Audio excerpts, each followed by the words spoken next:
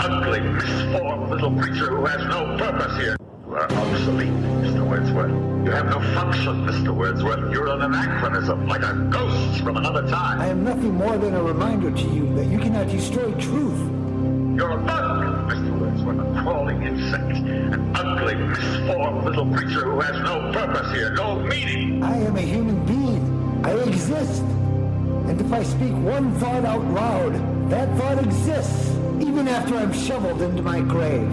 Delusions, Mr. Wordsworth. Delusions, the Bible, poetry, essays, all kinds, all of it illuminating to make you think you have a strength when you have no strength at all. You have nothing but spindly limbs and a dream, and the state has no use for your kind. Yeah? Well, we're gonna have to do something about that. This is RiverWestRadio.com, community-supported radio streaming live from Milwaukee, Wisconsin. I'm your host. My name is Michael Wordsworth, and welcome to Breaking Down the News, the show that presents the news highlights of the week, but with a twist. Breaking Down the News is more concerned in bringing you information that wasn't covered on the front pages.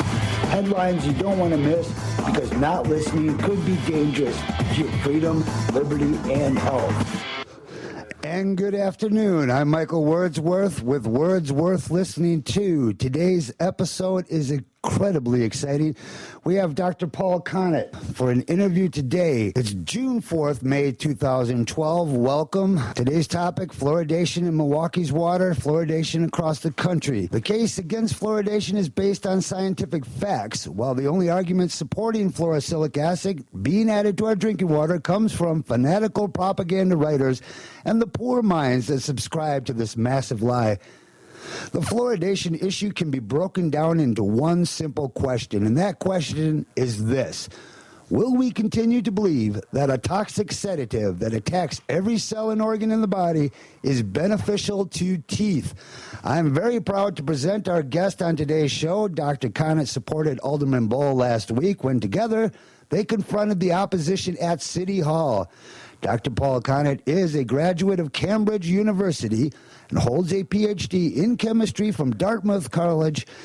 Since 1983, he taught chemistry at St. Lawrence University in Canton, New York, where he specialized in environmental chemistry and toxicology. He is retired since May 2006, but over the past 27 years, his research on waste management has taken him to 49 states in the U.S. and 50 other countries, where he has given over 2,000 pro bono public presentations. Ralph Nader himself said of Paul Connett, he's the only person I know who can make waste interesting. Dr. Connett is the leading expert on this topic, the leading expert in the nation, if not the world, and we at River West Radio are very proud to have him here. Welcome, Dr. Paul Connett. Well, thank you, Michael. Thank you for having me on the program. Yes, sir. We are anxious to hear what you have to say in Milwaukee. We'd like to, so many people wanted to pass on their appreciation and thanks to you for showing up personally at our City Hall and assisting Alderman Bohl in this great crusade. Well, I was happy to do it, and I was happy to be part of a pretty heavy-hitting threesome with Dr. Bill Osmundson, a dentist from Oregon who I've worked with for a number of years, and more recently Dr. Yolanda White, a pediatrician from Atlanta, Georgia. So between the three of us, a dentist, a doctor, pediatrician, and a scientist, I think we hit quite a number of bases.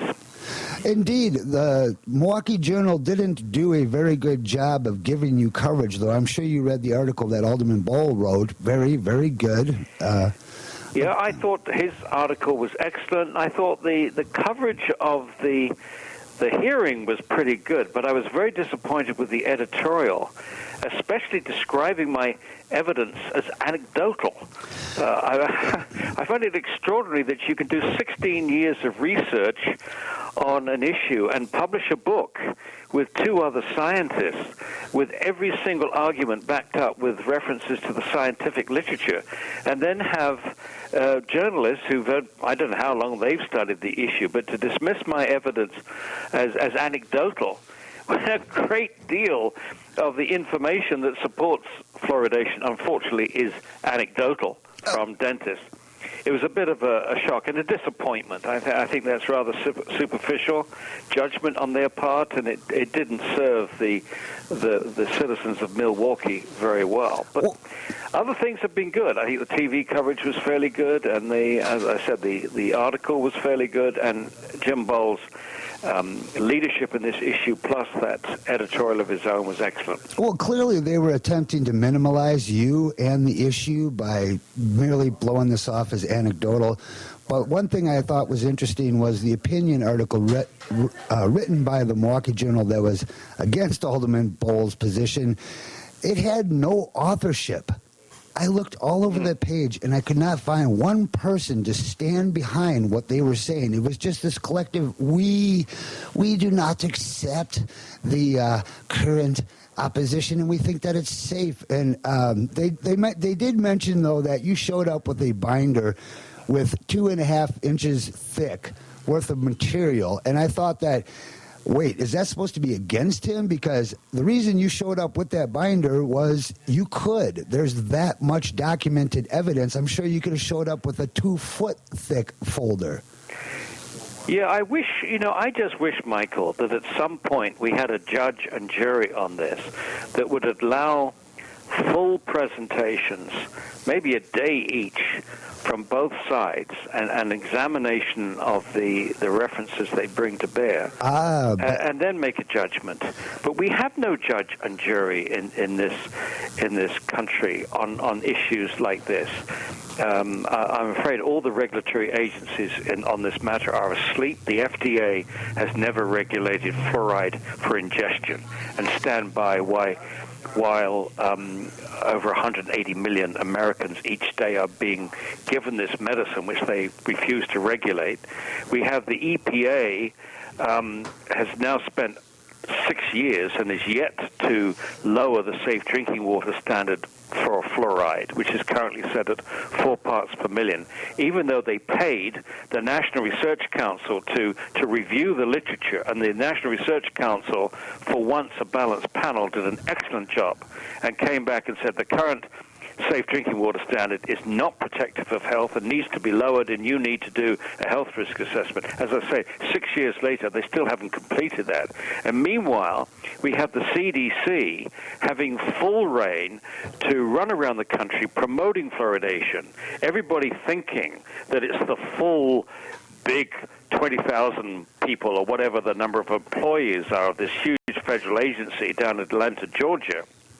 And making statements as if it was the full agency, when in fact the only entity that is aggressively promoting this practice in the United States is the Oral Health Division of the CDC, which is only 30 people. And really? They are dentally trained, not medically trained. They don't have amongst them any certification in toxicology or specialized areas of medicine. And yet they're telling the country that fluoridation is one of the top 10 public health achievements of the 20th century. And unfortunately, that's where most people stop. If you get a superficial treatment by a journalist or a politician or a health spokesperson, and they simply quote one sentence from each side, and the quote from the pro-fluoridation side is the Center for Disease Control says that fluoridation is one of the top 10 public health achievements of the 20th century, without probing any further.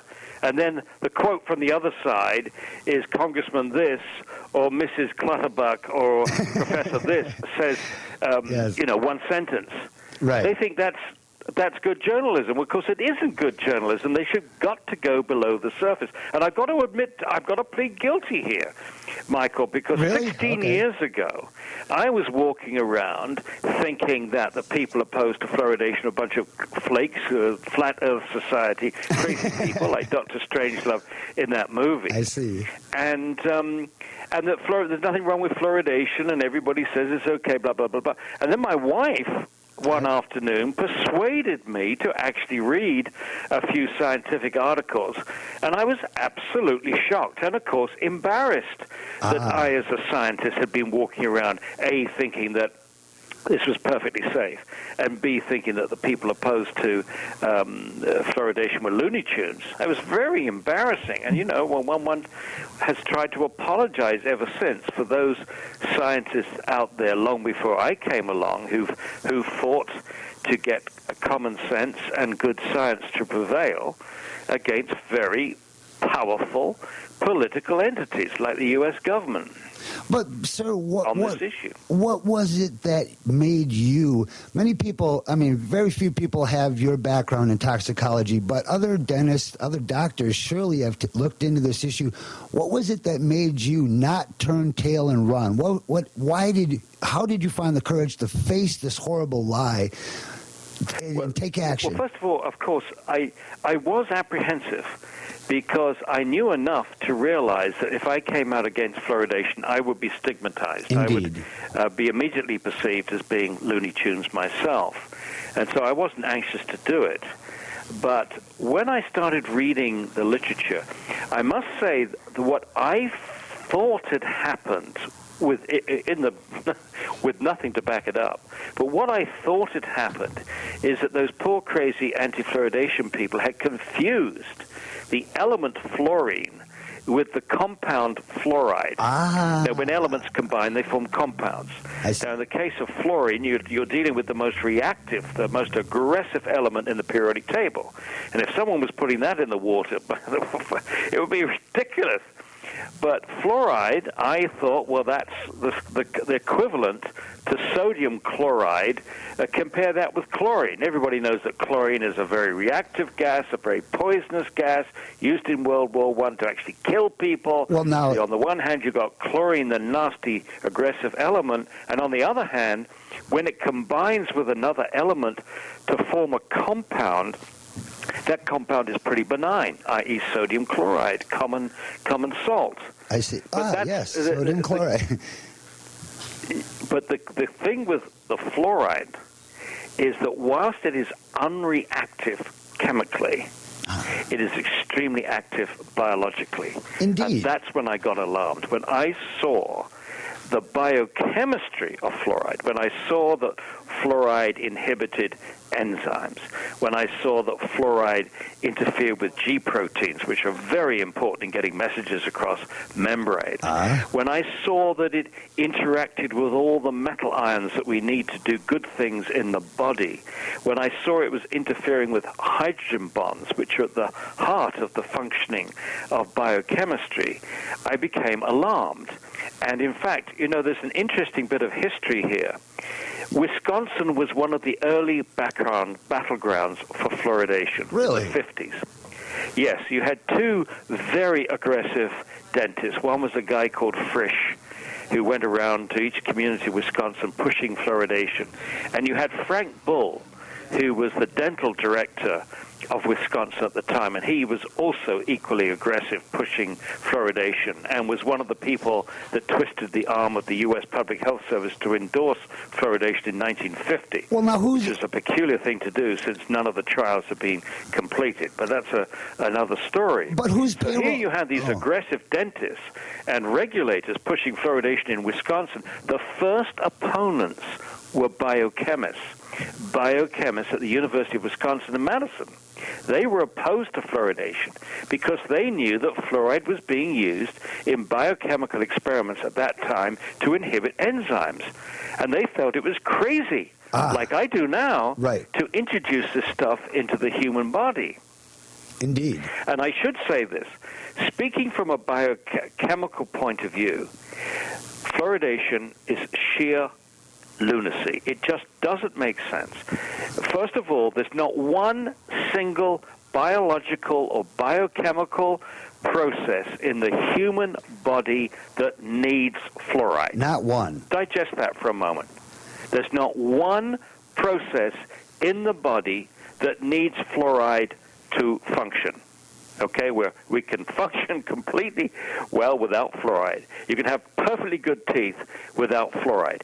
Nobody has ever shown that fluoride is an essential nutrient, that we need to swallow it to do something for our baby's development or our development or anybody's development. None. On the other hand, There are many, as I've already indicated, there are many processes in the body that are harmed by fluoride, given a sufficient concentration. Now, we could argue till the cows come home between the two sides as to whether we reach those concentrations that cause harm. I believe that we do, but the pros do not. But that's a separate argument. I mean, just look at it and take it at its face value. You don't need to swallow fluoride. It doesn't do any good to swallow fluoride. What about topically? Even the promoters now admit that it works topically. It works on the surface of the teeth, not from inside the body, but on the surface of the teeth. And at that point, anybody with an ounce of common sense should surely say, look, if it works on the outside of the teeth, and we've got fluoridated toothpaste, brush it on your teeth and spit out this toxic substance. This way, you solve both the medical problem and the ethical problem. You solve the medical problem because you avoid exposing every tissue in the body to this toxic substance, and you solve the ethical problem because you're not being forced to force a medicine on people that don't want it. By now, there are probably several hundred, maybe several thousand people in Milwaukee who have started to read the literature, started to go to our webpage, fluoridealert.org. There may be one or two that have even read our book, The Case Against Fluoride, and have decided that they don't want it. But this government, at the moment, is saying, no, you've got to have it, and thereby violating a very important medical principle, which is the principle that a patient needs informed consent before they accept medication. You cannot force medication on an individual. A doctor cannot. So what is happening in Milwaukee and hundreds of other cities in the United States, but very few cities around the world, there's only a few countries that fluoridate, but in those countries that do, you're allowing governments to do to everyone what a doctor can do to no one, namely force medication on them. And they say, oh, we're not forcing it on anybody. You're not forced to drink the water. Wait a moment. If you're in low income, you are certainly forced to drink the water from the tap. You don't have enough money if you're on a low income to get reverse osmosis or distill your water or buy bottled water for everything that you need. And that's particularly alarming when we're talking about bottle feeding babies. Did you say that fluoride is classified now as a medicine by the FDA or ADA? Well, they play semantics. The simple fact is the definition of a medicine in most places is a substance used to prevent or treat disease. Yes. Well, the purpose of fluoridation is to treat and prevent dental decay. So the moment that is stated as a purpose, then there's no question that fluoride is being used as a medicine, and the public water supply is now being used to deliver medication, and therefore it is. The FDA never approved it, correct? No, the FDA has never approved fluoridation. They shunted that off to the EPA, but the EPA only regulates contaminants, not additives. Right, it has to kill you for them to regulate additive. it. It has to be toxic in order for the FDA to actually regulate something, correct? The substance itself has to be toxic. FDA is supposed to be regulating drugs. FDA is supposed to be regulating drugs. Anything that's used to treat medicine or any medical practice is regulated by the FDA. The EPA regulates contaminants, toxic substances in the drinking water, which may be there naturally, like arsenic is there often naturally, or it may be an industrial pollutant. But that's their job, to keep the water safe. They've got nothing to do with the notion of using the public water supply to deliver medicine, which is a daft idea. Think about it. Yes. It's a daft idea because once you take that approach of using the public water supply to deliver medicine, there's two things you can't control. You can't control the dose. That's how much fluoride people get, because you can't control either how much water they drink or the fluoride they get from other sources. I see, yes. And secondly, so you can't control the dose, and the second thing is you can't control who gets it. Once you put it into the water, it goes to everybody. It means it goes to people that are very young, bottle-fed babies. It goes to infants. It goes to children. It goes to elderly people. It goes to sick people. It goes to people with poor nutrition. It goes to people with poor kidney function who can't get rid of the fluoride accumulating in their bones. So, I mean, you ask any pharmacist in the world, is there any substance used in medicine in your store that you can say to people, we don't have to control the dose of this. Take as much as you like, whenever you like. No. Drink it with every glass of water that you drink. Have some of this medicine. And secondly, you can give this to anybody. You can give this to anybody in your family, this drug. That would never happen. There's no other drug like that. And in fact, this is such a preposterous idea that we've never done this with any other medicine. There was, but let me back up. There was a short experiment in the 1930s where they used the public water supply to deliver iodine, because there are a lot of people with iodine deficiency. Even today. But the difference in iodine and fluoride is that iodine is a known nutrient, and if you don't have enough of it, you develop, goiter and the thyroid dysfunction and so on. And so there was huge justification in this particular case, but even that experiment failed because some people got too much iodine and came down with hyperthyroidism. It reflects the fact that you can't control the dose. And it also reflects another thing, which is there's a huge range of sensitivity in the human population in response to any pharmacologically active substance, whether it's a good thing or a bad thing, whether it's a drug or whether it's a poison. You're going to find a huge range of sensitivity in the population. And then that's another reason why you don't use the public water supply, or shouldn't, to deliver medicine. Should it be by prescription only if this is the case? Should they require a prescription? Absolutely. If you're talking about swallowing fluoride, first of all, no one should swallow fluoride. As I said before, it's a silly thing to do because there's no known value to swallowing it. It doesn't do any good to any process in the body. It can only do harm. And if the purpose, the main predominant action of fluoride, it works topically on the teeth. Yes. And you've got toothpaste with fluoride in it, which you can brush on your teeth and then spit it out. It makes absolutely no sense to swallow it at all. So there's no need. Look, if they did let's, for sake of argument, Michael, let's say right now that they prevailed and persuaded us that it was important for people to actually swallow fluoride. Okay. Not brush on the teeth, but swallow it. Gotcha. Now, supposing that argument prevailed, and they said, now let's discuss the best way of doing that, the best way of getting people to swallow fluoride. I would say, well, don't put it in the drinking water and distribute it willy-nilly across the population. Put it into bottles. Let's have bottled fluoridated water and make that freely available in supermarkets and pharmacies, and if necessary, make it free for people for low income. Now, this way you solve three problems.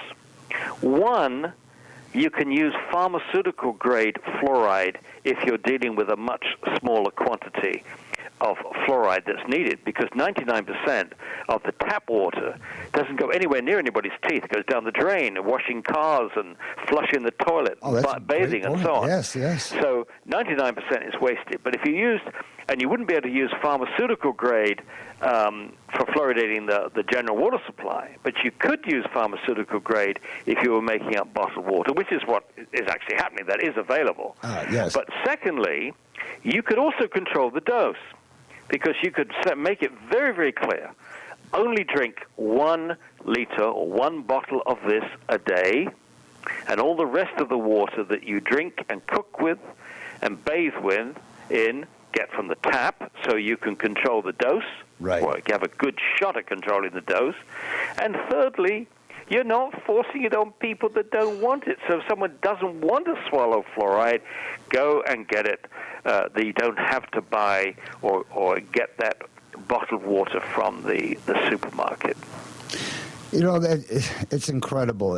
One thing I wanted to mention when you were speaking earlier is one of the reasons why they don't want to look at the actual evidence is because then the public would bring this, it would be in the light. They would be able to actually see the evidence, and it seems like the strongest case that the opposition has is to just keep this issue in the dark and let the propaganda prevail.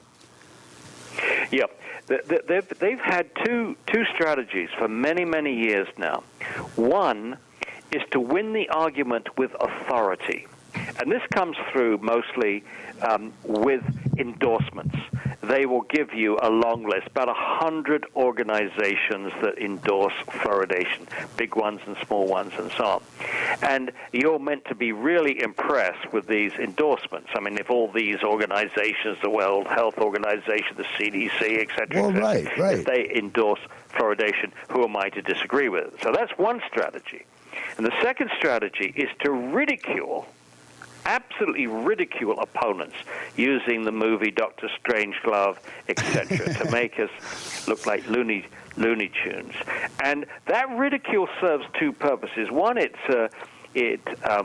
keeps people away from the issue, but also it makes dentists and doctors and scientists like myself reluctant to come out in public against it. You don't want to be insulted in this way, ridiculed in this way. Nobody likes to be embarrassed. Nobody likes to be made to look a fool in public. And they use that.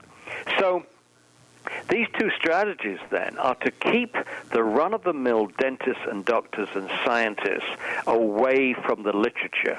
And the reason that fluoridation is going to end within the next few years, in my opinion, is because of Internet and because of perhaps radio programs like your own, which force the issue out, even though the mainstream media is doing a lousy job of actually investigating the issue. The science is all there now. In fact, right now, the Fluoride Action Network is translating a number of very important health studies from China in particular. China, where there's a huge amount of research going on. They don't do the research in the United States. There's very little studies done on other tissues than the teeth. All the studies are teeth. If you want to study teeth, you can get all the money in the world to study teeth, whether it's dental decay or dental fluorosis or whatever. As long as it's teeth, you can get the money to do it. But if you are interested in what fluoride does to the bones, what it does to the brains, what it does to the endocrine system, what it does to the kidney, what it does to the reproductive system, what it does to the immune system, forget it. The government agencies are not willing to fund those studies from independent people. Well, and if they're forced, because of certain notoriety of an issue like the cancer issue, if they're forced eventually to do some studies, what do? They give it to a dental school. They give it to a professor of dentistry who's known to be pro-fluoridation. They did this with osteosarcoma. I mean, there's a real concern here that fluoride may be causing osteosarcoma in young boys, young men. Did that show up before? There's been animal studies, a couple of epidemiological studies that have found this, some that haven't. So what does the NIH do? They give a lot of money to a professor of dentistry at Harvard to do a study, knowing full well that professor was very pro-fluoridation and also was a consultant for Colgate, that obviously has an axe to grind. I mean, their sales of fluoridated products would really hit the basement if it was found that small amounts of fluoride were contributing to osteosarcoma, which is a frequently fatal bone cancer.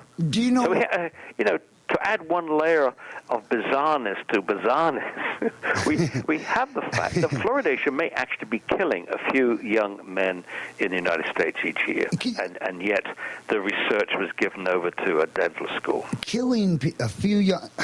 Now, before 1950s, was this the case before fluoride hit the water? Did we see these cases popping up in the young people? No, it's a very rare cancer. I think there's only about 400 cases of osteosarcoma in young men in the United States each year. So it's a very rare cancer, but of course a very significant one if you're one of the rare cases, because it's, as I said, it's frequently fatal, and if it's not fatal, you lose a limb or two in an effort to cure it. And I must complete the story because it's quite disturbing. Please do. And in a way, I guess it's also a positive, because one of Professor Chester Douglas, this is the professor in question at Harvard, one of his graduate students did do an excellent study. Despite Douglas's bias, she obviously had an open mind, and she did a study, and she used a different approach from anybody else. She found that young boys, if they were exposed to fluoridated water, 1 part per million, if they're exposed to fluoridated water in their 6th, 7th, or 8th years, which corresponds to the mid-childhood growth spurt. So they're exposed in this short period of time, 6, 7, and 8, they had a 5 to 7-fold increased risk of succumbing to osteosarcoma. Now, as I say, it's quite remarkable that this is a graduate student at Harvard who was actually a dentist. Her name is Elise Bassin, and then that's the science. Now, look at the politics. The politics is that Chester Douglas, the professor who signed her thesis for 3 years, didn't tell people that she'd found that. He went to England and told the British Fluoridation Society exactly what they wanted to hear, which is, my work shows no relationship between osteosarcoma and fluoridation, even though he knew that his student had found the opposite of what he was telling them. He didn't tell them that. And he didn't tell the National Research Council, and he didn't tell his funders at the NIH that he had found this. And it was only when my son went to the rare books section of one of the Harvard libraries, acting on a tip-off, and found Bassin's doctoral thesis, that this came to light, that she had found this, not from the professor, but from my son going to the library. And then it was released to the press, and it was a bit of a scandal. Now, run the clock forward. She made that discovery. Her thesis was defended in 2001. My son found her thesis in 2005. And 2006, she published her work in a journal, a cancer journal. And the same issue of the journal, this is the politics now, is a letter from Chester Douglas, her professor. Very unusual, this, for a professor to pull the rug from underneath his graduate student, discounting her thesis, saying that his larger study would show that her thesis doesn't hold. Well, he promised that study for the summer of 2006. We waited and waited and waited for this study to come out. Meanwhile, various agencies in the pro-fluoridation countries like Australia and Ireland and England and Canada and the United States were using this promise of a study that would negate this study. The promise, which is unpublished and unpeer-reviewed study, is being used to negate her findings. Really? Her findings have been published. The notion that they would not hold were not published, but they used that, and then eventually Douglas's paper was finally published in 2011, and guess what? It did not refute her thesis. It did not show that in the larger study, young boys exposed in the 6th, 7th, 8th years did not have this increased risk of osteosarcoma, nor could their study have done it, and they must have known that from the very moment they issued this promise, because their biometric for exposure was bone samples. But why would they do this? And as far as the bone is concerned, you only get those at autopsy or biopsy long after this short period of 6th, 7th, and 8th years. I mean, it's not like you're cutting a tree down and looking at the rings. When you measure the level of fluoride in bone, that's cumulative. That tells you how much fluoride the kid has got by, the age of 20. It doesn't give you any indication of what the exposure was to 6th, 7th, and 8th years. So here was a lousy study, promised for 5 years, used by all the promoters. So, I mean, there's so much horrible, disgusting politics in this. It just makes me want to cry. Oh, and I feel you, sir. We feel the same way here in Milwaukee. It's absolutely true. You spoke about the health damages that occur from taking fluorosilic. And one question I want to make sure I get in. Where does this fluoride come from, and then what are the damages to the body? But first off, when you said pharmaceutical grade versus the other grade, where do they actually obtain fluorosilic acid? Okay. Right. Okay. Very important. The fluoride that is used in dental products, whether we're talking about toothpaste, mouthwash, varnishes, or whatever, that fluoride is pharmaceutical grade. It's as pure as you can get. Like any drugs, you don't want contaminants in the drugs. Okay.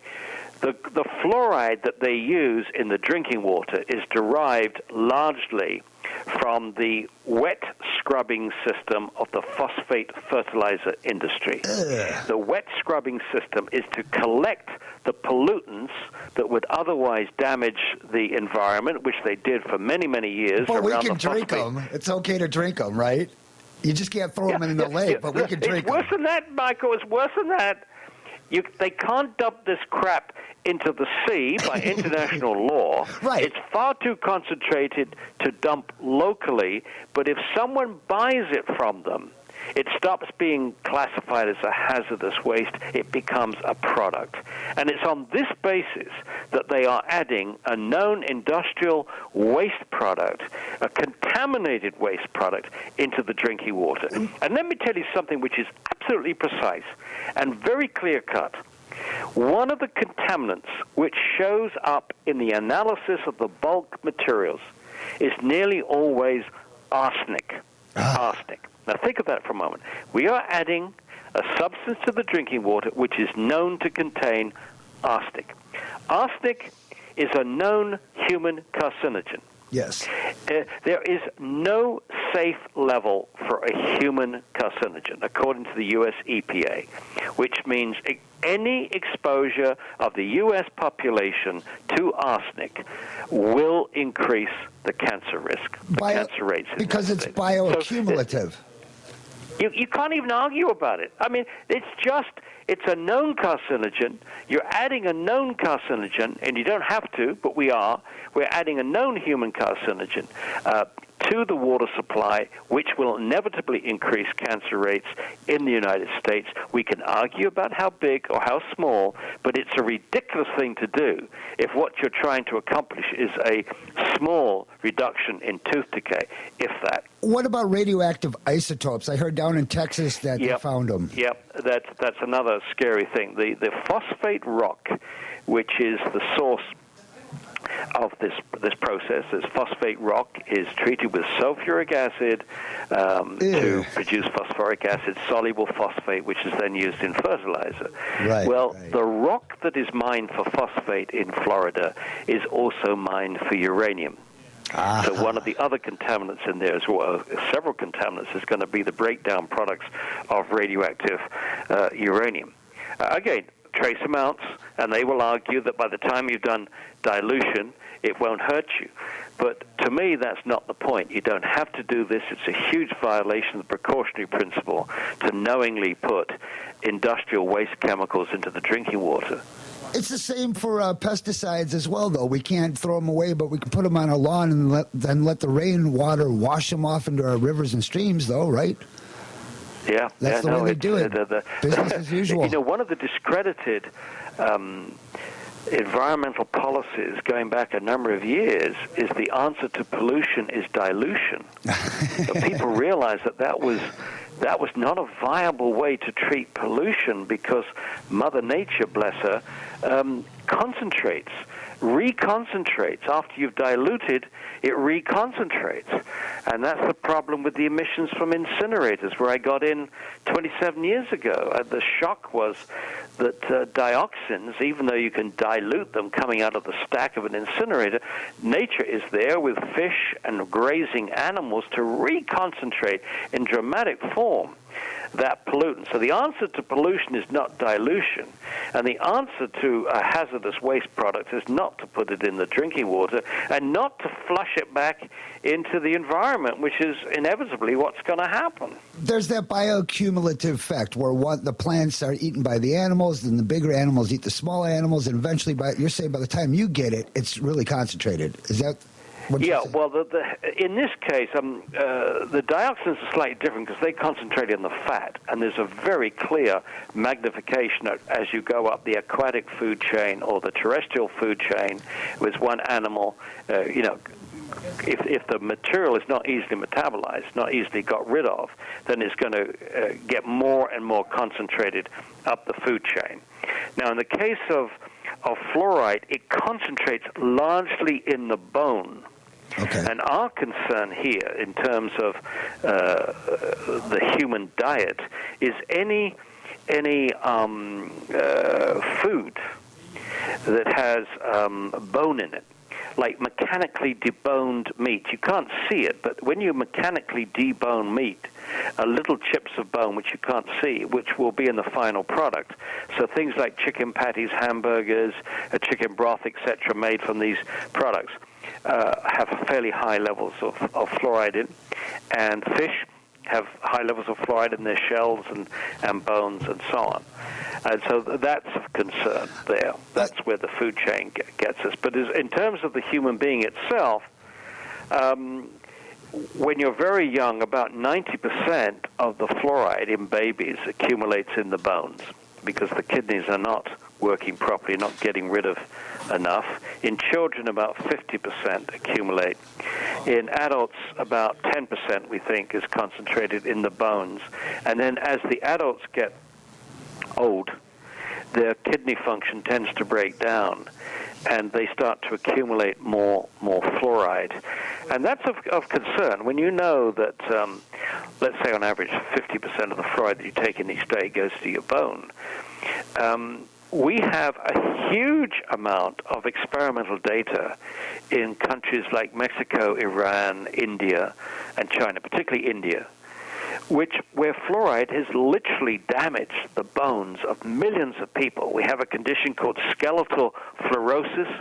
We have areas which are endemic for fluorosis because they have higher than normal levels of fluoride in their drinking water. So there's no mystery here. We know that fluoride damages health. The only argument about is whether at 1 part per million, which is the level you add in, 1.1 parts per million is the level you add in Milwaukee, whether that will damage health. But there's no argument that fluoride damages health. And as far as the bones are concerned, the first symptom of fluoride poisoning of the bone, which is skeletal fluorosis, means poisoning of the skeleton. The first symptoms are just like arthritis, stiffness of the joints, pains in the joints, pains in the bones.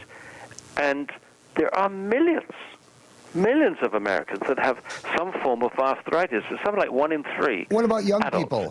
The young people, they didn't used to get arthritis years ago, did they? Or are these arthritis-like symptoms? Well, they might have had some forms of arthritis because there's some different causes of arthritis. But if you're as an adult, say to your doctor, supposing you get diagnosed with arthritis, to say, well, doctor, what's causing that? Yeah. He says, we don't really know. Oh, yeah. But we think it's got something to do with aging. Uh-huh. Well, what else has to do with aging in the United States? And the answer is how long you've lived in a fluoridated community, how long you've been ingesting and putting fluoride into your bones. And guess what? We've known about this for at least 70 or 80 years. Wow, that's that fluoride could do this. And yet, there's never been a single study in the United States to investigate if there's a relationship between the amount of fluoride that's been ingested over your lifetime or the amount of time that you've spent in a fluoridated community and whether or not this is related to arthritis. Never looked at it. If you don't look, you don't find. The absence of studies is not the same as absence of harm. But that's what's being assumed. Oh, we've been fluoridating for 50 years. We don't see any. 60 years. We don't see all these things that Dr. Connett is talking about. Well, if you don't look, you don't find. What about a relationship between, we know that fluoride was used to lower thyroid function. Doctors were doing this in the 30s, 40s, and 50s. What about looking to see if there's any relationship with the epidemic of underactive thyroid gland in this country, and again, exposure to fluoride? Haven't done it, haven't looked. We have at least 26 studies. As I said before, we're getting more studies translated from China, but there's at least 26 studies which show an association between fluoride exposure, modest fluoride exposure, and lowered IQ. Now, all the authorities in fluoridated countries, whether you're talking about Australia, New Zealand, Ireland, England, Canada, Israel, Malaysia, Singapore, all they do when you bring these studies up about lowered IQ is to challenge the methodology, point out weaknesses in the methodology, which is fair enough. It's very easy to poke holes in epidemiology, but why don't these people with this superior understanding of epidemiology, why the Dickens don't they go out and do their own studies? Why are there no IQ studies in England, no IQ studies in Canada, no IQ studies throughout the United States, no IQ studies in Australia, only one small one from the 1980s in New Zealand?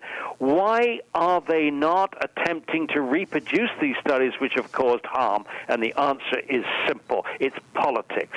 They are more interested at this point in time in protecting this practice for some reason, and I won't go into what the reasons are, than to protect the health of the American people. And the thing which I find absolutely disgusting in this is that we have paid civil servants. We are paying their salaries. We, the citizens, are paying the civil servants that work in the regulatory agencies' salaries. Yeah. And they are spinning the science. Yeah. I can't think of any justification for a civil servant who's meant to be serving the public and protecting our health spinning the issue.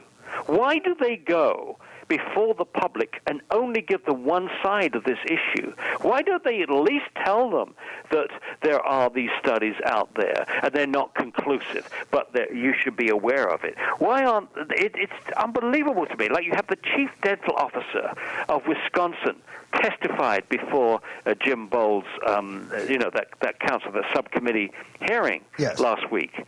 That was spin. All he gave us is spin. Well, fluoridation is safe and effective, safe and effective, safe and effective, safe and effective. Right. If he doesn't say that, incident, he's going to lose his job. Good propaganda is simple and direct, and it speaks to the ignorance of the people. Yes. And that's what he's spewing, is propaganda. I would love to ask you, I mean, I know you just said you don't want to get into this, but what agenda? Who is bringing this down upon us? Who's paying the payrolls for these guys to keep them in the dark, and why? Well, I would look at that at three levels. First of all, there are very few people that are actually running this show. Yes. Number one. And we'll get to that in a moment. But when you're looking at a bureaucracy, or the chain, I would prefer to call it the chains of command. There are two chains of command that work together to push fluoridation in the United States. One chain of command is headed up by the American Dental Association, a trade association for dentists. And the other organization that heads up the chain of command is the Center of Disease Control, the Oral Health Division. The CDC. And they work very closely together. The American Dental Association and the Oral Health Division of the CDC. They have conferences together. They share propaganda together. Anyway, you've got these two chains of command. Okay. Now go to the bottom of those two chains of command. You've basically got, at the very bottom, you've got your doctors and your dentists. What's the problem with them? I have no problem with them.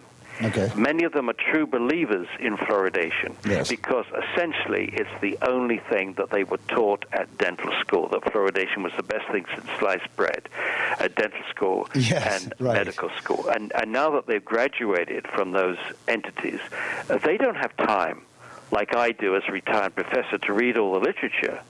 So they simply take what they're told, the mantra from their professional bodies and from the CDC, fluoridation is safe and effective, safe and effective, safe and effective, safe and effective, and the people opposed to this are a bunch of Looney Tunes. So that's what they go around thinking. And until they find a lot more time to actually read my book or look at some of the other materials on our website, fluoridealert.org, they're going to continue in that What's way. the name of that book? The Case Against Fluoride. By Dr. Paul Konnett. Three scientists wrote that. Myself, I was the lead author, a chemist. You have Dr. James Beck, who's a PhD physicist who also holds an MD. He's a doctor as well. And you've got Professor Spedding Micklem from Edinburgh, Scotland, who's a PhD or Doctor of Philosophy of Biology from Oxford. And we can get that book off your website, fluoridealert.org. No, get it from Amazon.com. That's Amazon, the okay. thing to do. Yeah. They're quick, and I think there's probably as cheap there as anywhere else. One more time, and the title of that book? 80 pages of references to that book. And the name of that book, one more time for the listening audience? The Case Against Fluoride.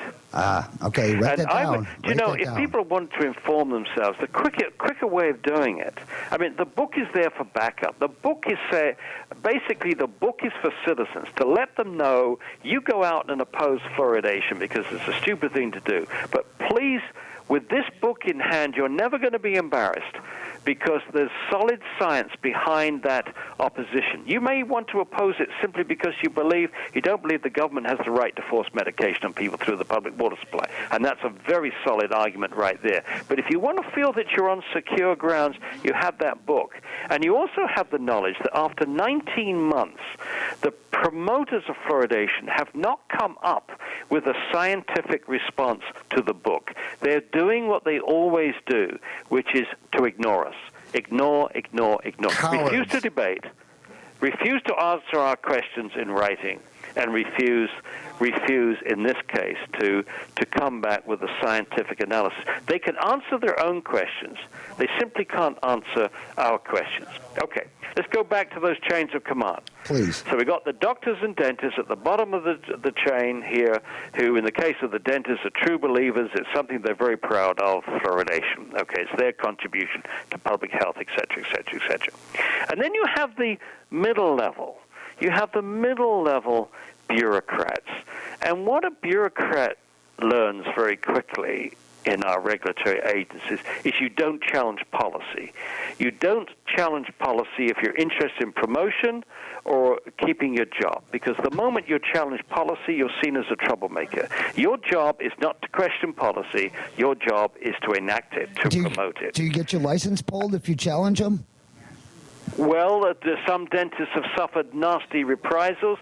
Some science researchers, some government officials have been fired when they question fluoridation. Ooh. I mean, Phyllis Mullinex was the chief toxicologist at the Forsyth Dental Center. She was the chairman of the toxicology department at Forsyth. Right. And she published a book which shows that fluoride accumulates in the animal brain and changes behavior, which has since been verified about 100 times, incidentally. Changes behavior? And she was fired and told that her work was no longer relevant for dentistry. That happened in 1995.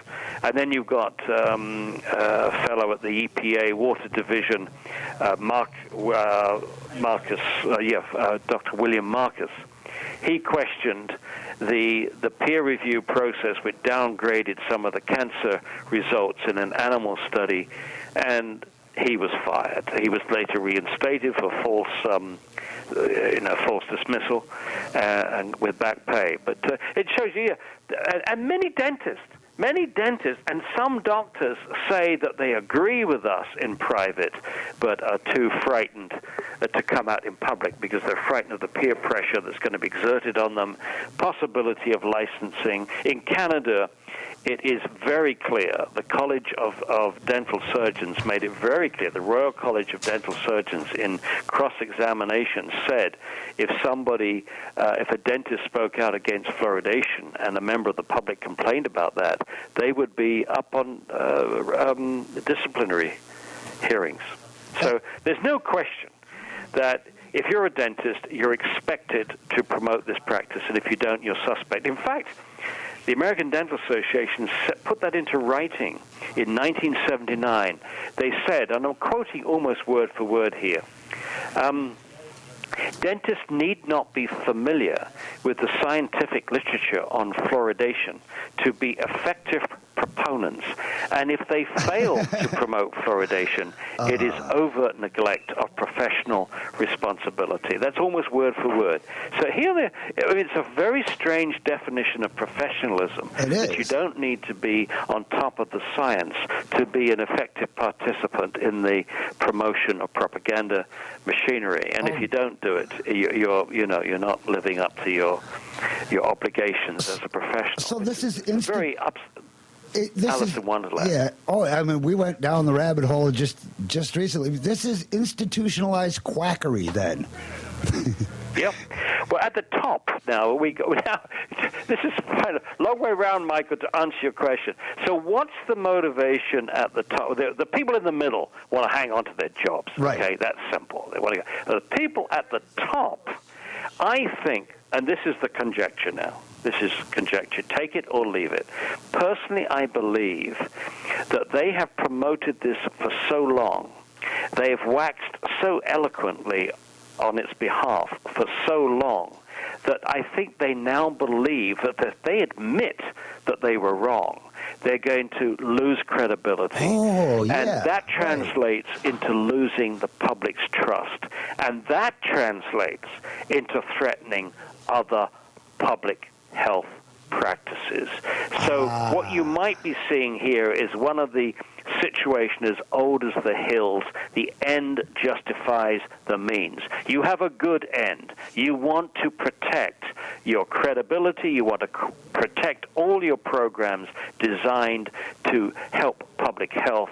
If you lose fluoridation, the one that you put on the crown, if you lose that, then the public's going to start raising questions about other public policies, and it doesn't take you long to work out what one of the top ones might be, and that is vaccination. Oh, wait, right. Definitely vaccination. If you get to vaccination, you're looking at a multi-billion-dollar interest. Right. And that may be why we're seeing this long, drawn-out defense for fluoridation to delay the day of reckoning on vaccination. Well, that day must come. Other public health programs. That day must come. That day must come. The people listening today, look, the lie is being exposed. It's a paper tiger, folks. All you have to do is poke around, just find a little bit, listen to what Dr. Conant is saying.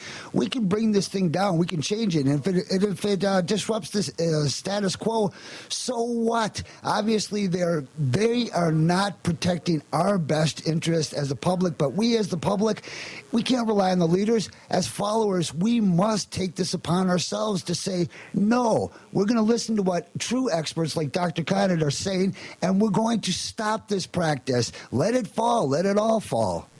Go ahead, sir. Well, look, Michael, before they don't have to accept everything I'm saying at this point. This is a simple common sense thing. You've got two very strong armies for and against fluoridation. Okay, which one do you trust? The other side says, trust us, we've got authority, we're the government, we're your professional bodies. But I say, which of those two sides is prepared on any day, in any place, to go on a public platform and defend this in open public debate? Right. And our side is the only side that will do that. I will go anywhere to debate this with anybody that's pro-fluoridation. And for 16 years, almost completely denied. So that's one of the things that the citizens of Milwaukee say. If it's as clear-cut as the editors of our local newspaper have said, then get those experts in whom you trust to come to a public meeting in Milwaukee and defend their position with the discipline of having the other side present. And I pledge to come back to Milwaukee to do that if they can come up with experts, any experts from throughout the United States, from throughout the world, put them on a public platform and defend this against us. Well, Dr. And I can... I'm sorry, Dr. Conant, let me take that challenge upon me and I'm going to hunt down for somebody, anybody in this city that is willing to stand on the other side, put their name to it, and bring up the evidence that will refute your truth and fact. So that's definitely, I'm going to make phone calls. I'm going to say, are you willing to put your evidence and reputation on the line to debate Dr. Conant here in Milwaukee? Let's do this like an MMA match. Let's try to promote this thing. Please, Michael, do me a favor. Yes, sir. Would you make careful notes? Yes, sir. Make a note of the day and the time that you phone these people or write to these people. Make a note of what they say, and maybe a month or so from now, let's have me back on the program. Oh, yeah. And you discuss with me what the response was to this challenge to debate. Yes, and one other thing I would throw out there to your listeners, and again, thanks for doing this. Yes, sir. One other thing I would throw out there is if they go to a web page, they can watch a 28-minute videotape. So if people have been, intrigued by this, they don't believe me right now, but if they're intrigued, rather than read a book, which might take a few days or a few weeks, go to our webpage and watch a video. It's 28 minutes long. It's called Professional Perspectives on Water Fluoridation, and it features 15 scientists. It includes a Nobel Prize winner. It includes 2 former risk analyzers from the EPA. It includes 3 members of the National Research Council, which reviewed this subject for 3.5 years. It reviews some prestigious people from the UK that are well known. It includes a Nobel Prize winner. I think I mentioned that. So in 28 minutes, they go through the 10 basic reasons why fluoridation should stop. And if you can't give 28 minutes for this to investigate one side of the issue, admittedly,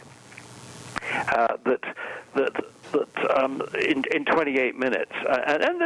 What you find is with people like myself, you look for our agenda. I have no axe to grind here. I've had a horrible amount of discomfort over the last 16 years trying to get this. I thought it was going to take a very short time when I read the science. It's taken a horribly long time. It depresses the hell out of me. It's changed my attitude of what makes this country tick and the role of science in public debate and so on. It's completely disillusioned me in terms of the integrity of our government when it comes to issues, controversial issues like this. Integrity only really gets examined when the issue becomes controversial. You're not exercising much courage to take a position on an issue which is clear-cut. But when the issue is controversial, then it does take some courage to come out on one side or the other. Yes, it does. And the integrity is lacking here. There's no integrity at the Oral Health Division of the CDC. There's no integrity at the American Dental Association. And you can keep going down the list. And that's pretty sad. I mean, I'm not happy to say those things. I'd much rather have somebody to believe in when it comes to science on controversial issues. I would, yes. Definitely. Yeah. Well, we're putting that challenge out there to the city, to the world, anybody. I don't care. You could be in the nation. This is a worldwide broadcast. Please, you think Dr. Conant, you can refute his information? We're going to find you. We just need one person to come forward and take the other stance. It's amazing. Well, let me up the ante on that challenge, yes, because this isn't going to be easy, Michael. Let me explain. Back in 2003, I got a phone call from the U.S. EPA. They said, we are having the annual science fair in Washington, D.C., and each year we have a debate. And this year we'd like to have a debate on water fluoridation. Would you participate in that debate? I said, yes, I would. Straight away, I said, yes, I'd participate in a debate. They spent the next 5 weeks trying to find one expert in government or in any of the professional bodies, any of the promoters of fluoridation, to come and debate me in Washington, D.C. They couldn't find one single expert in North America to to do that. Well, if that's the case, and so then, in the end, I just ended up giving a presentation. if that's the case, then we'll leave it like that. I mean, if you get in the ring, you show up, you got your gloves on, and nobody comes in there, we're just going to pronounce you the winner. I mean, that's it. Just by default alone. If nobody in the government, in the ADA, in the MDA, the FDA, the EPA, hell, we'll take the World Health Organization. Anybody can come forward, and they won't. Absolutely. Absolutely. And, you know, you if you didn't know the science of the issue, their very behavior makes you very, very suspicious. You don't have to intimidate people. You don't have to twist people's arms. You don't have to refuse to debate on something in which you are proud, something that you think is very, very good.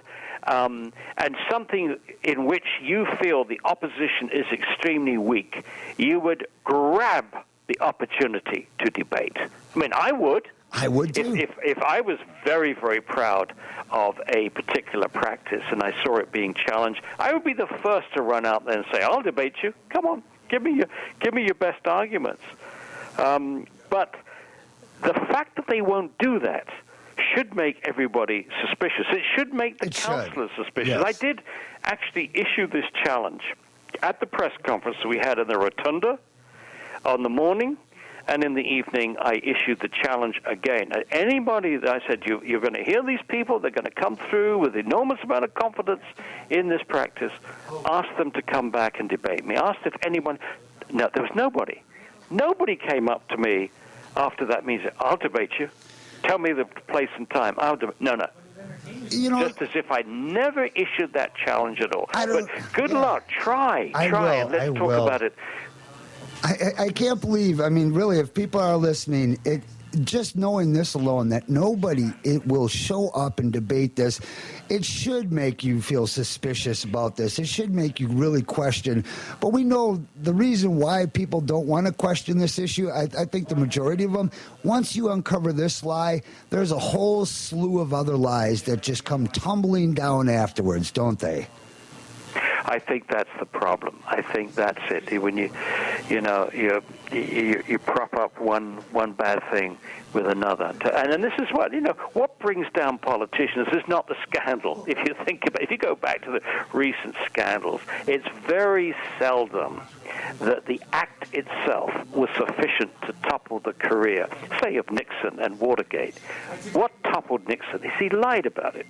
Okay, yes. And in various sex scandals that we had in England. It's not the sex scandal itself. We can live with those. It's that people in high places have lied. And once that lie is revealed, and to prop up the lie, you have to, to keep on doing it. So when it does unravel, as Watergate unraveled, then, you saw not just one lie, but you saw a multitude of lies to protect the first lie. And so it goes. Dr. Conant, I swear, I really thank you. It's amazing that how much support do you get? I mean, how many people are actively pursuing this issue besides yourself? Well, hundreds, literally hundreds around the world. I mean, one of the things that we did when we formed the Fluoride Action Network back in 1990, in the late 90s, it was very clear to me that we had very good scientists and lots of activists fighting locally, and often they were successfully locally. But people weren't going beyond the local battles. They weren't trying to put the whole thing together and make a national or even a statewide, a national, or even an international network. And fortunately, this coincided with the time that Internet began to really take off in a big way. Okay. And with the Internet and emails, we've been able to bring together a wonderful coalition of people. Now, in the terms of the population, we're still a minority of people. We've had over 4,000 professionals calling for an end to fluoridation, but we're still a minority of professionals. Most people won't commit either way. But that's what keeps me going, is the people that I work with. When I meet these people, either fellow experts of one kind or another, or I meet citizens in communities where I speak, I look at them and I say, why are you doing this? Why are you coming to this meeting? Why are you giving up an evening? Why are you giving up a weekend for this conference? Why have you spent so many years fighting this? And I look, is it for money? Are you doing this for money? No. There's no one making a lot of money fighting fluoridation. Are you doing this to get power? Is this a secret plan to get elected to whatever? No. Nobody is getting into big public office because of their fighting fluoridation. What is the motive? And the answer is, the motive is you want the truth. You want to protect your children, you want to protect your grandchildren, you want to protect your community. But and people that put so much effort to do that, protecting their children, their grandchildren, their community, their country, protect the whole notion that science should be there to serve the public, not violate the public's interest. They're the best people in the world. And I've had that privilege of working with them, and that's what keeps me going. Otherwise, it's incredibly frustrating. But I should leave on a positive note. Yes, sir. Since October the 25th, 2010, and that was the day that Canada met its Waterloo as far as fluoridation is concerned, the people of Waterloo, admittedly by a small margin, won a referendum to take fluoride out of Waterloo's water supply. And that has started a sort of domino effect. And in the 18 months since that happened, we've now seen over 50 communities, mostly in the United States, some in Canada, and a couple in New Zealand, stop fluoridation. And the combined population of those 50 communities is over 3 million. And so 3 million people have been liberated from fluoridation in the last 18 months, and I think we're on a roll. I think you're going to see the number continue. Great. And if you could get it out of Milwaukee, that would be so big. That would have nationwide ramifications and worldwide ramifications.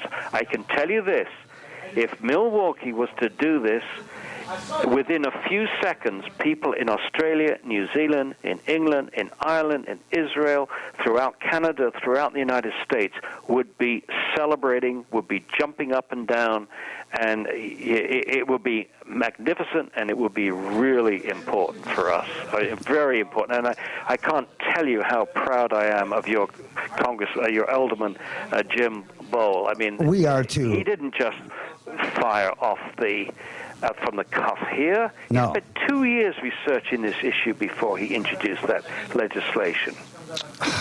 Dr. Conant, thank you so much. We're going to take up that challenge. We're going to attempt to find somebody out there. If you'd like to come back on the show, say, a couple of weeks, a month or so? Whenever you feel. I mean, I'm here. I'll do it whenever you need me. But I think it'd be best after you've had a real sincere effort to get somebody to debate me. We will try, sir. We will try. I want to thank you for all your valuable information. Thank you for coming to our city and helping us with this cause. We're behind you, sir. We're behind Alderman Bowl, and we're behind anybody else in the world that's actually fighting this cause. It's very noble. Dr. Conant, thank you for your time. Michael, before I go, yes, sir. Sorry, there's one incredibly important fact I forgot to mention. If you could squeeze this. Absolutely, sir. Yes, sir. It was a fact that when I learned this 16 years ago, it really just put the nail in the coffin of this practice as far as I was concerned. And that was the level of fluoride in mother's milk. Mother's milk? Now, mother's milk. Now, mother's milk, as you know, is baby's first meal. This is the meal that's designed to give the baby everything it needs. And as long as the mother is not malnourished, that meal is the best you can do for the baby. Okay, so when I looked at the level in mother's milk, it's incredibly low. It's 0.004 parts per million. So when someone says to you, oh, well, we're only fluoridating Milwaukee's water at 1.1 parts per million, you can turn around and say, and do you realize that's 275 times higher than the level in mother's milk?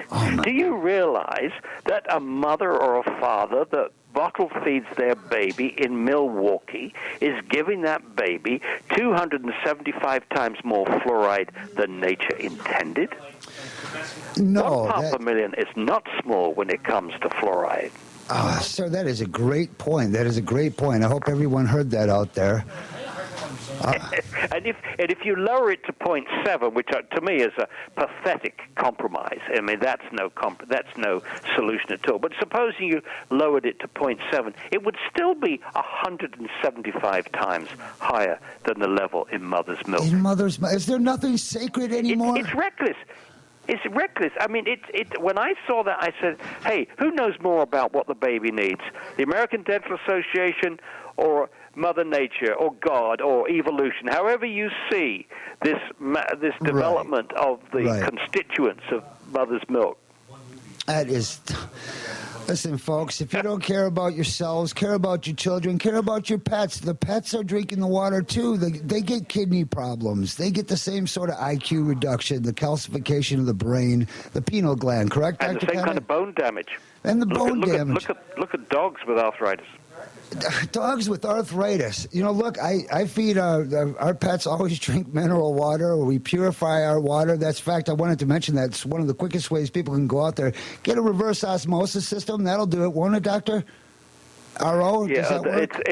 it's not all the. Unfortunately, whatever you buy to purify your water, to get the fluoride out, make sure you get it tested with a lab. Make sure you get. The company tells you what it should do. Make sure you get your water tested after you've put it in, and if it's higher than they say, then take the machine back. What is it, 0.4 microns it should go down to? Is that sufficient? I'm not in the business of selling equipment. I'll research I'm that. not going to go into this. Yes, sir. Just make sure the company will guarantee the levels that you will get, and then have it tested. And if it tests above what they say, then go back and say you want your money back. Indeed, sir. Indeed, sir. Again, we're coming up to the top of the hour. I just want to make sure that I had time to squeeze in any last bits of information that you might have or any points you'd like to make. But I think the simplest and quickest thing that people can do, if they can spend 28 minutes or even half the time, I think watching half a video will probably be enough. But go to our website, fluoridealert.org, and make sure you spell fluoride right. It's F-L-U. Oh. Not F-L-O, F-L-U-O. No, F-L-U-O, yes. Yes. It's the opposite of what you would think it would be. F-L-U-O. And you'll find, and I also want to tell you that come the end of this month, you should see a dramatic, my son has been working for months now upgrading this site, and we should get some pretty dramatic stuff there with translation of many papers from China and elsewhere. There's much, we've only looked at the tip of the iceberg so far. There's much more science to come. And go to their website. There's 10 arguments against fluoridation. That will fill one side of a piece of paper. There's 50 reasons to oppose fluoridation. That will fill about 6 pages. And then you've got the book. But then also you can watch online this videotape, professional perspectives on water fluoridation. 28 minutes long, 15 scientists, level-headed, down-to-earth, simple, easy to understand, and I think personally very, very convincing. Can we still subscribe to your fan newsletter or emailer? The Fluoride Action? No, anybody that emails us will get the bulletins that we send out. Okay. We obviously, anytime anybody wants to send a donation, that's fine. If you go to a web page, there are 1 or 2 things they can get, like mugs, which says fluoride not in my water, bumper stickers, and all that kind of good. stuff, T-shirts, people all do those it. kind of things. Yes, go there and get those things. Definitely. Yeah, you can get anybody that wants regular bulletins on this can get them from us, and just sign up online and we'll send them to you. You know, sir, they will. I hope that many people go and actually, it's fluoridealert.org. Dr. Paul Connett, and your book is The Case Against Fluoride, available on Amazon.com. Please watch his 28-minute video. Yeah, and Michael, here's another little tip. Some people have told me, and sometimes in a rather embarrassed fashion, they said, I didn't have time to read your whole book, but I was able to go through your book very quickly by reading the summary. Each chapter has like a couple of paragraphs summary at the end. Yes. And it's just like reading about 10 pages, I guess, in total. You can go from one end of the book to the other, just reading the summaries of the chapters. And they said that was good enough for us. So again, the book is great. It's your final ammunition. You have this in your pocket to give you the confidence that you know that the other side has not been able to topple the arguments in that book. Our barricades remain unbreached by the proponents. Excellent, sir. Excellent. Again, thank you for this, for your effort and contribution. Maybe one day our grandchildren will live in a fluoride-free society. We will have increased IQ, no arthritis, no brain problems. And our cells and organs will actually thrive and survive. And it will be because of people like you, sir. And you, Michael, too. I mean, we need the media. I mean, I've never been so cognizant of the fact that if you don't have a strong media, if you don't have investigative journalism, you're very in danger of losing your democracy. And that fourth estate is really important to us. And I would say this. Hopefully, this may be my final statement today. You've given me such a long time here. But, oh, yes. Ending fluoridation is as easy as turning off a tap. It's as easy as turning off the spigot at the waterworks. Unlike many other issues, I can think of many other issues out there, environmental health issues, global warming, ozone damage, deforestation, health issues, obesity, diabetic epidemic, and so on and so on and so on. And even when people want to do it, it's very, very difficult. But once you have the political will, you can turn off that tap and it's over, at least as far as fluoride in water is concerned. It's over. But to turn off that tap, you need the political will. And to get that political